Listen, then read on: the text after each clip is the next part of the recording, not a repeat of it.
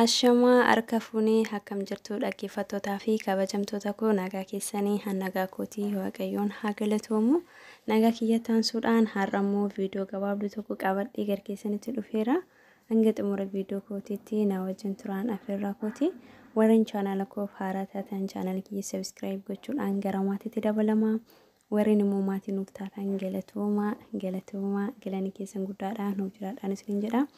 Egaa har'ammoo akkuma suuraa irratti argitan wantoota qeensa keenya nu jalaa miidhan akkasumas immoo erga miidhameen booddee immoo mana keenya keessatti maal goonee fayyisuu dandeenya kan jirus qabadhee isiniif dhufeera. Jalqaba irratti wantoonni qeensa keenya nu jalaa miidhan maalidha? Ergasii immoo maal fayyadamne qeensa keenya bakka duraatti deebisuu ni dandeenya kan jirus qabadhee isiniif dhufeera. Hanga xumuraatti na wajjin tura. Egaa wantoonni jalqaba irratti beekuu qabnu dhibee garaagaraati kan qeensa keenya nu jalaa miidhan akkasuma dhibee sukkaaraa ta'uu danda'a, dhibee kalee ta'uu danda'a, tiruu ta'uu danda'a, dhiibbaa dhiigaa ta'uu danda'a, dhukkuba sombaa ta'uu danda'a. Wantoota kanatu nu jalaa miidha jechuudha. Akkasumas qeensa keenya kan nu jalaa miidhu dibattoota garaagaraa yookaan immoo xifirqilamii garaagaraa wantoota garaagaraatiin nu jalaa miidhama. Akkasumas erga miidhamee immoo akkamitti fayyisuu dandeenya kan jedhus qabadhee isiniif dhufeera. Kanaaf qeensa keenya yeroo hundumayyuu keessatti warreen shamarranii namoonni hundinuu qeensi isaa ta'u bareede baay'ee tokko jaalata. Keessatti warreen shamarranii qeensa keenya baay'ee tokko jaalanna baay'ee tokko kunuunsuuf ni feena jechuudha. Maaliif miidhagina keenya waan ta'eef kanaaf nuti immoo wantoota gochuu hin qabne keessaa inni tokko meeshaalee garaagaraa yeroo dhindhutti kilooriksii ta'uu danda'a saamunoota garaagaraatiin yeroo dhindhutti gilaafsii otoo fayyadamnee baay'ee tokko gaariidha jechuudha. Yoommoo akkas hin taane qeensi keenya irratti miidhaa baay'eetu ga'a jechuudha. Fakkeenyaaf nuti warreen shamarranii meeshaa dhiqaa hollaa akkasuma huccuu miiccaa hollaa wantoota garaagaraa hojjechaa hollaa bishaan keessatti yeroo deddeebinu qeensi keenya akka jijjiiramu kan immoo mifa duraan qabu sana akka jijjiiru ni godha jechuudha. Kanaaf qeensa keenyaaf maaltu furmaata ta'a kan jedhus immoo qeensa keenya akka nu jalaa hin miidhamneef yeroo huccuu dhiqnus ta'e yeroo meeshaa garaagaraa dhaqnu qeensa keenya akka nu jalaa hin miidhamneef gilaafsii godhachuu qabna jechuudha. Akkasumas itti deddeebinee yoo nu danda'ame itti deddeebinee meeshaa dhiquu dhiisuudha. Akkasumas itti deddeebinee huccuu miicuu dhiisuudha. Yoommoo nuuf hin danda'amne akkaataatti dhiisuu hin dandeenyu taate gilaafsii fayyadamuun ni dandeenya jechuudha. Kanaaf keemikaalota garaagaraa saamunaan keemikaalota garaagaraa waan qabuuf qeensi keenya akka nu jalaa bifa isaa gadhiisuu ni ta'a jechuudha. Akkasumas saamunoota garaagaraa qofa osoo hin taateen wantoota garaagaraatu miidhuu danda'a. Innis maalidha jettan akkasuma dibata qeensaa jechuudha. Eenyumti keenya ni beekna dibata qeensaa yeroodhaaf miidhaginaaf ni dibanna. Yeroo booddee immoo ofirraa ni balleessuuf ni kaana jechuudha. Yeroo sanatti qilama dibanne sana ofirraa balleessuudhaaf jennee harka keenya yookaan immoo qeensa keenya ni miina jechuudha. Maaliif qeensa keenyarraa xifirqilamii sana yookaan immoo dibata sana balleessuudhaaf waa hedduu goona akkasumas bifa isaa jijjiirree kalara bifa isaatti jijjiirree dafnee ni dibanna yoo ta'e anguma dibannu anguma balleessinu qeensi uumamaa keenya nu jalaa badaa deema jechuudha. Qeensi uumamaa keenya nu jalaa bade jechuun immoo qeensi keenya nu jalaa fokkotee jechuudha. Kanaaf dibata yoos ni danda'ame dibata guutummaan guutuutti osoo dhiisanii baay'ee tokko barbaachisaadha. Yoommoo dhiisni taatan yoo dhiisuu hin dandeenye immoo dibata xiqqeessitan yookaan torbii lamatti yookaan ji'a tokkotti dibachuun isinirraa eegama jechuudha. Maaliif sababni isaa miidhaa isaatirra baay'ata waan ta'eef faayidaa isaa irratti hin taateen miidhaa isaatirra baay'ata waan ta'eef jechuudha. Akkasumas immoo qilamii dibannee yookaan immoo dibata qeensa keenyaa dibannee ofirraa balleessuudhaaf rimuuvarii ni fayyadamna jechuudha. Rimuuvariin akkasumas keemikaalota garaagaraa waan of keessaa qabuu fi qeensa keenya irratti dhiibbaa ni uuma jechuudha. Akkasumas yeroo hundumayyuu ofirraa balleessina kanaan taanaani wantoonni qeensa keenya irratti uumamaan jiranii anguma ofirraa balleessuu sana bifa uumamaa isaa gadhiisaa deema jechuudha.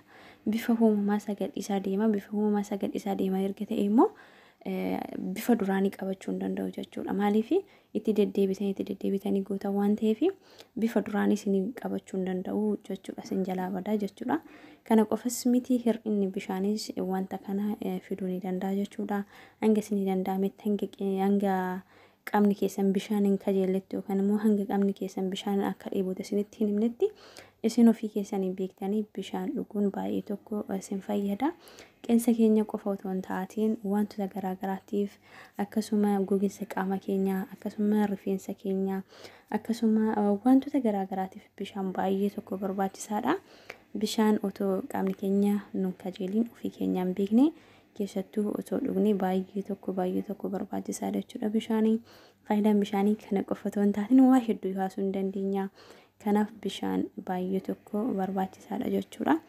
Kanaaf bishaan baay'isnee yoo dhugne faayidaa isaa malee miidhaa waan hin qabnee fi akkasumas immoo gatii xiqqaadhaan kan argachuu dandeenyu kan mana keenya keessatti kan argachuu dandeenyu waan ta'eef haala gaariidhaan bishaan otoo dhugne qeensi keenya bakka duraatti deebi'uu ni danda'a.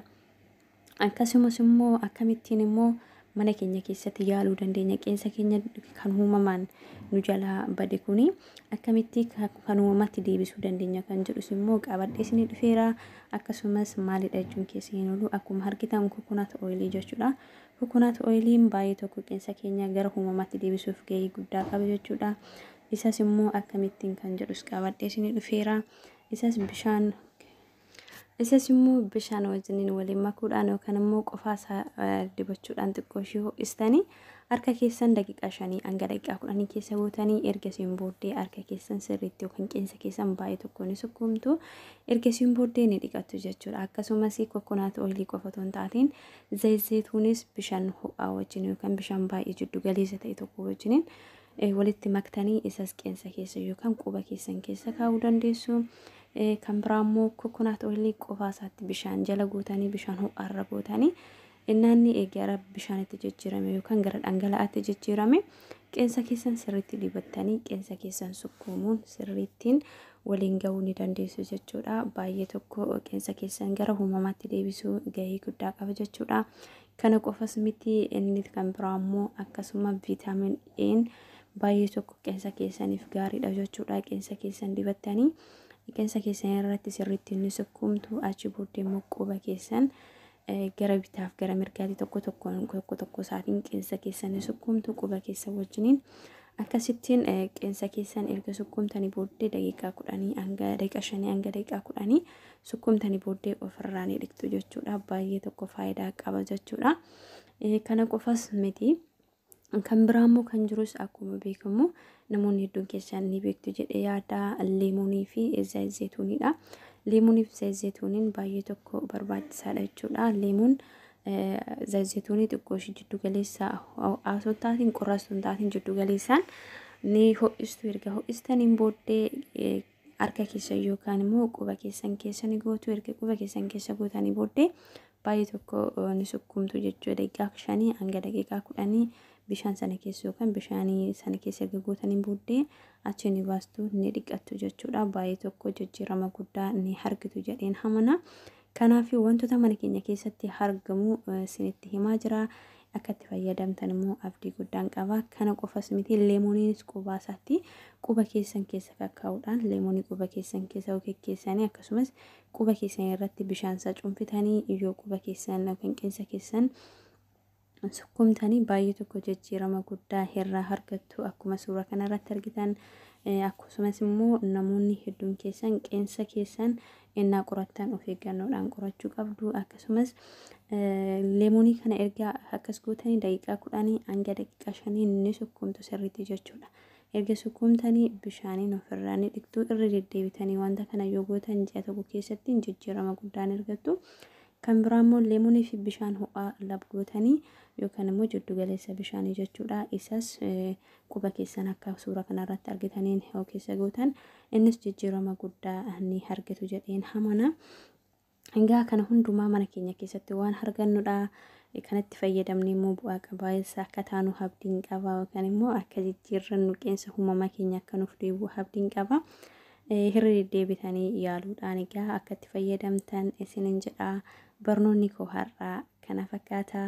Irra deddeebitanii wantoota mana keessan keessatti argamudha. Wantoota haala salphaan argachuu dandeenyudha. Kanaafi haala salphaan wanta argachuu dandeenyu mana keenya keessatti gatii salphaadhaan akka itti fayyadamtanii irraa bu'aa argattan shakkii tokko illee hin qabu. Barnoonni koo qabadhee dhufe kana fakkaata. Warreen immoo gaaffii inni qabaattan koomentii jalatti gaaffii barreessaa akkasumas immoo hanga xumuraatti yoo dhaggeeffattan dhaga'uu dandeessu. Lakkoofsa koo description jala isiniif kaa'a jechuudha. Ijoolleen hedduun keessan bilbila keessi dubbisuu barbaanna warreen jettanii description jala isiniif kaa'a. Description jala fudhattanii wantoota gaaffii isinii ta'e akkasumas immoo yaada qabdan naaf qooduu ni dandeessu. Baay'een isin jaaladha, baay'een isin kabajaa naaf jiraadha. Yoo isin tole share, like, subscribe gochuudhaan garkeenya nu deeggaraa isiniin jedha. Bakka jirtanitti nageenya Rabbii isinirraa jiraatu. Nagaa naa ta'a, nagaa naa jiraadha. Baay'een isin jaaladha. Nagaa ta'a.